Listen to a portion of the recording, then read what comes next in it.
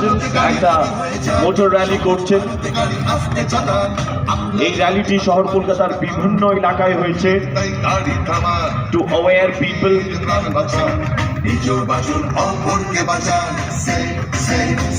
I think we need to clap for all the people, everyone present here. একবার জোরে হাততালি হবে।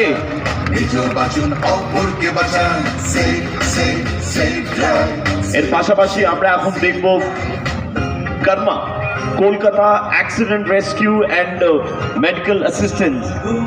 এটার জন্য এই অ্যাম্বুলেন্স শহর কলকাতায় অনেকগুলো সিগনালে হয়তো আপনারা দেখেছেন। It is available 24/7।